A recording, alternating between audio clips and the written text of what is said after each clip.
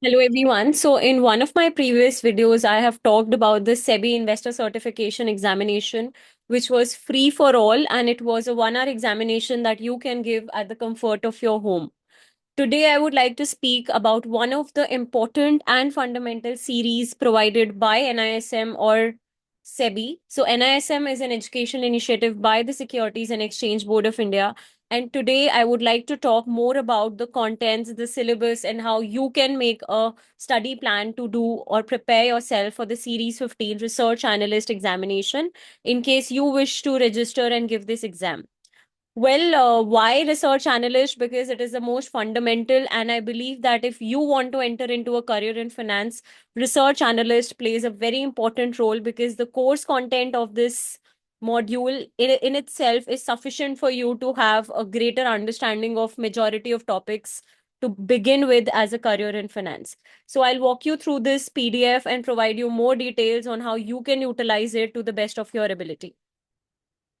Well, it's a 276 page workbook which is prepared by the National Institute of Securities Market or NISM. NISM is a leading provider of high-end professional education, certifications, training, and research in the financial markets. So NISM certification के जो programs हैं, they aim to enhance the quality and standards of the professionals employed in various segments of the financial services sector. So if you clear this exam and you are confident of whatever this PDF contains in itself, that is, there will be a 100-mark question having 92 questions of 1 mark each, MCQ based, and there will be two cases, 4 questions of 1 mark each. So this is the assessment structure. And talking about the objectives, as I said, this is the most fundamental, the most easiest of all. So on completion of the examination, you should be able to answer on the basics of the Indian securities market, various terms associated with the equity and debt market, what is top down approach, bottoms up approach to fundamental research, basic principles of the micro and the macroeconomic analysis. So nothing but industry analysis, economic analysis, company analysis, which also contains valuation concepts and also corporate actions, etc. In the end, there are also chapters on risk and return, philosophy of various corporate actions, and nevertheless, needless to say, qualities of a good research report, because eventually your objective should be to prepare a good looking report so that you are able to document your analysis in the form of a document or a presentation. So I hope all of you are ready to start your career or are already in the middle of a career in finance and want to enhance your knowledge of the market.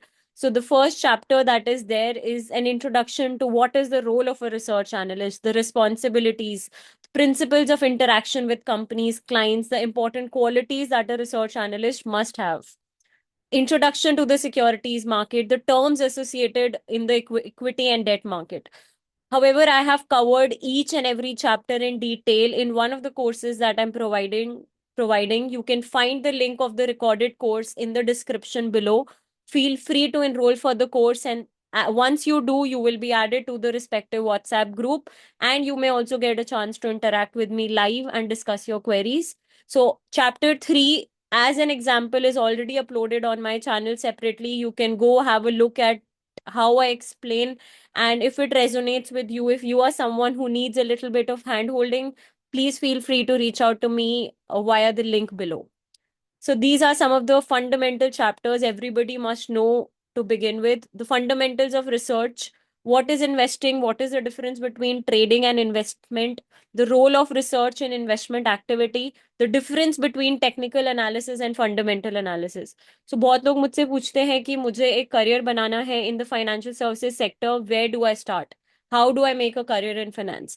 Well, it is very important to understand the difference between the two, and then you move ahead to understand the various behavioral approaches to equity investing. We must also understand the Indian financial system and how the financial assets, the financial instruments, the financial intermediaries, the financial authorities are connected and interrelated to each other. Then we start with the top down approach to our research, which is we start with understanding the economic analysis of the country in which we are trying to study our company. For example, you want to learn more about the Indian Tobacco Company or ITC Limited. We all know ITC is a FMCG company, so it's fundamental to first understand the environment in which ITC operates. That is the micro and the macroeconomic factors impacting India as a whole, because ITC operates its headquarters in India. Going ahead, you may also be interested to see what are the CAGR rates, the growth rates, the uh, strengths, weaknesses, opportunity, threats, the pestle analysis, the BCG analysis for the industry that you are trying to cater to, the key KPIs, the regulatory environment, the taxation involved in that particular industry. Then, the most important of all is the company analysis, which is a major chunk of this module and will teach you equity research, fundamental analysis. It will tell you on what all factors you must look at when you are looking at a company's analysis, not just for preparing a report, but also for making investment decisions for your own portfolios. So, this is a great PDF to understand about the various financial statements, the financial information, the business and governance, the various qualitative and quantitative factors that you must look at, followed by the corporate actions. So, time and again, I'm sure you must have heard of a bonus issue, a split issue, companies issuing ESOPs to their employees, the mergers and acquisitions taking place. There may be a demerger, loan restructuring, buybacking of shares, etc. So, what is the implication of each and every corporate action on the financials of the company, on the market cap, on the number of outstanding shares, price per share, etc.? Again, valuation is one area where everybody feels very excited and interested about, and they all want to enter over here. So, valuation principles, a brief understanding also you can gather as a part of this PDF, where we talk about the difference between the price and value. I'm sure you all have heard of the saying by Warren Buffett, which says, price is what you pay and value is what you get. Why is valuation even required? What is DCF? What is relative valuation? The various methods and approaches of business valuation, sum of the parts method, etc. The capital asset pricing model, the WACC, VARA, IRR, etc. Fundamentals of risk and return. Risk is fundamental to any business, any investment, and you must assume risk in order to maximize your returns. So it's important to understand what kind of risks are there in your investments and what risk can pose a threat to the business. The concept of market risk or beta, which is a measure of systematic risk, margin of safety, comparison of equity returns with the bond returns, calculating the risk adjusted returns, etc. Again, as I mentioned, we conclude with the qualities of a good research report and the legal and the regulatory environment in which this operates.